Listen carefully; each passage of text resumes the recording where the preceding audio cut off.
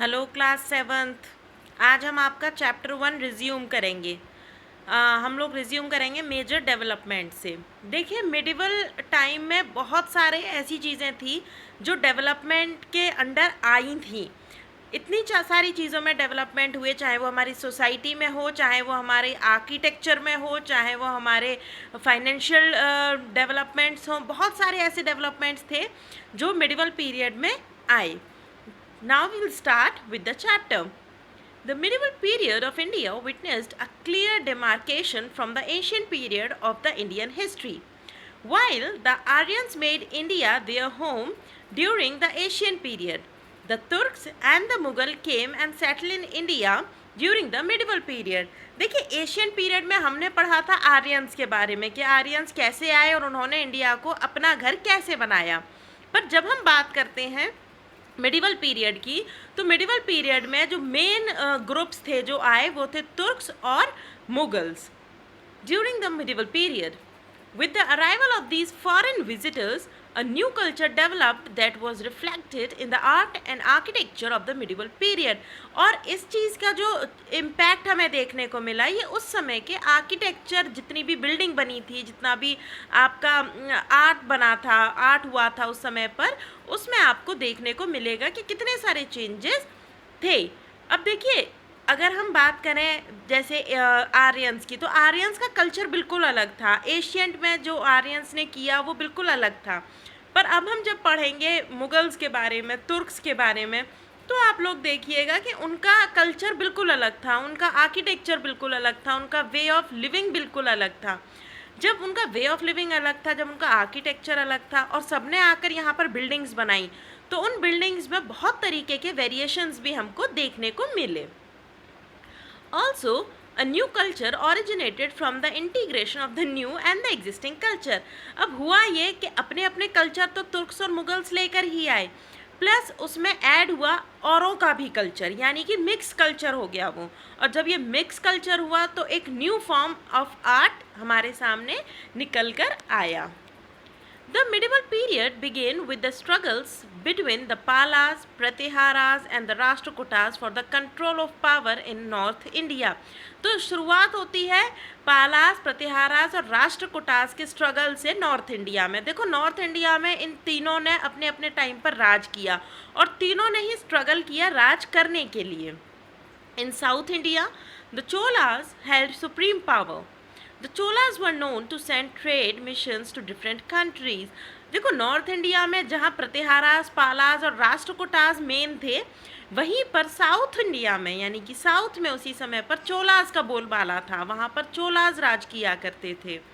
Okay, during the medieval period two great empires emerged, the Dutch and the Mughal empire. पर इन सब में जो सबसे बड़ा राज्य उभर कर आए उस समय पर, वो थे दिल्ली सल्तनत के, यानी सल्तनत के जो सुल्तान थे वो, और मुगल्स यानी मुगल्स थे वो। ये दो राज्य ऐसे थे जो बड़े उभर कर आए, और हम पूरी मिडिवल हिस्ट्री में इन सब के बारे में पढ़ेंगे कि आखिर ऐसी क्या बात थी जो इन्हें बाकी छोटे छोटे जो किंगडम्स थे उनसे अलग करती है। Their influences are visible in the art and architecture of our country. In fact, the Delhi Sultanate and the Mughal Empire have made substantial contributions to the Indian heritage. The medieval period in India saw the rise of towns as commercial and craft center.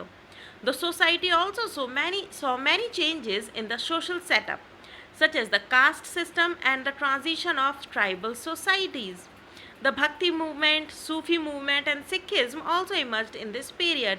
इसके अंदर जो और बहुत सारे changes आए वो caste system के अंदर आए, सोशल सेटअप के अंदर चेंजेस आए। पहले जो आर्यंस के टाइम में, जो एशियंट हिस्ट्री में, जो एशियंट इंडिया में कास्ट सिस्टम था वो अलग था, और जब मिडिवल पीरियड में मुग़ल और दिल्ली सल्तनत के सुल्तान आए तो कास्ट सिस्टम में थोड़ा बहुत चेंज आया। इसके अलावा ट्राइबल सोसाइटीज़ में भी काफ़ी फ़र्क आया। इस समय के जो सबसे ज़्यादा इम्पॉर्टेंट मूवमेंट माने जाते हैं वो माने जाते हैं भक्ति movement, Sufi movement and Sikhism. जो सिखिज्म का जो राइज हुआ, जो सिखिज्म धर्म निकल कर आया, उसके बारे में भी हम इसमें पढ़ेंगे। Unlike the period of history there are numerous literary sources for the medieval period. अब एशियंट हिस्ट्री में हमने आपसे पहले भी डिस्कस किया था कि देखो एशियंट हिस्ट्री में ज़्यादा लोग पढ़ना लिखना नहीं जानते थे, किताबें इतनी नहीं होती थी, जिसकी वजह से हमारे पास जो लिटरेरी सोर्सेज थे वो बहुत लिमिटेड थे, जानकारी हमारे पास बहुत लिमिटेड थी। पर मिडिवल पीरियड में काफ़ी सारी किताबें थीं, काफ़ी सारी बायोग्राफीज़ थी, बहुत सारी ऑटोबायोग्राफीज़ भी थी। इवन इसके अलावा आप बिल्डिंग्स में भी बहुत कुछ लिखा हुआ देखेंगे। हम लोग आगे जो बिल्डिंग्स को डिस्कस करेंगे उसमें भी आपको पता चलेगा कि बिल्डिंग से हम कितना कुछ जान पाए मिडिवल हिस्ट्री के बारे में। तो हमारे पास सोर्सेज की कमी नहीं थी। In the next section, we shall discuss the sources available to reconstruct the history of medieval period. अब हम पढ़ेंगे sources। हमें पता कैसे चलता है, हमें कैसे पता चला कि दिल्ली सुल्तान ने कितने टाइम राज किया, किस सुल्तान ने कितने टाइम राज किया, किस सुल्तान के टाइम में ज़्यादा अच्छी व्यवस्थाएं थीं या किस मुग़ल काल में सबसे ज़्यादा इम्प्रूवमेंट हुआ सोसाइटी में। तो ये सब चीज़ें हम सोर्सेज से जान पाए, और ये सोर्सेज क्या थी, उन सोर्सेज को अब हम देखते हैं। Historians use literary and archaeological sources to reconstruct the history of the medieval period in India.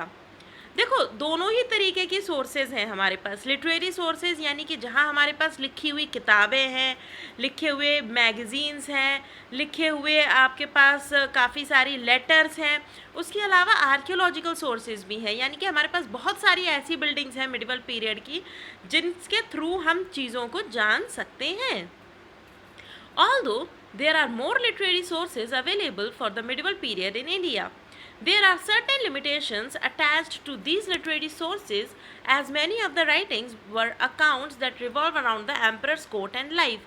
पर इसके अंदर जो एक चीज़ लिमिट कर देती थी, जो एक चीज़ ख़राब थी, ये ख़राब ही बोलूँगी मैं तो इसे, कि जो भी चीज़ें लिखी गई वो ज़्यादातर राजा और राजा के ही राज दरबार के बारे में लिखी गई थी।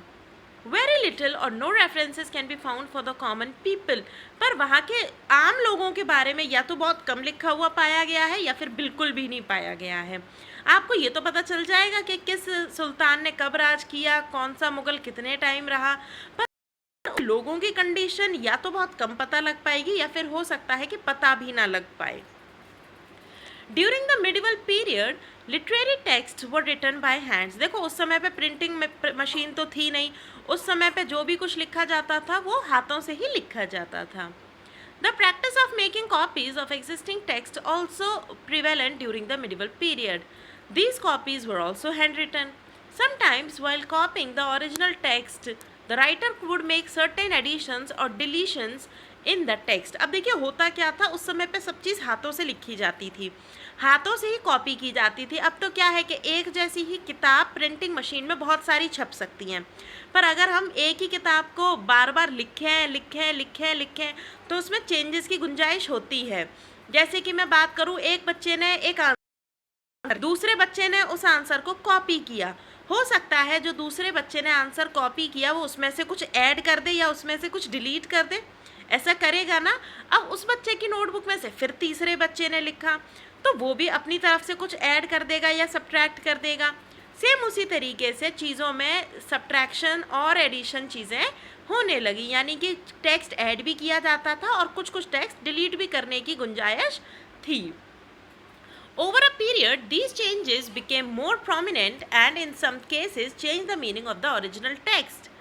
Despite these drawbacks, there are more resources available to reconstruct the history of the medieval period of India in comparison to the ancient period. Now, literary sources. हमारे पास literary sources क्या हैं? The literature available for this period includes chronicles, accounts of foreign travelers, court records and teaching of various religious leaders. देखिए अब हमारे पास जो literary sources हैं वो chronicles हैं, अकाउंट्स हैं, कुछ ट्रैवलर्स ने अपनी मैगजीन्स लिखी वो हैं। तो इन सबको अब हम करेंगे अगली क्लास में। अभी आपका काम इतना है कि आप इन सारे हार्ड वर्ड्स को अंडरलाइन करके मुझे व्हाट्सएप करेंगे। Okay, till then bye.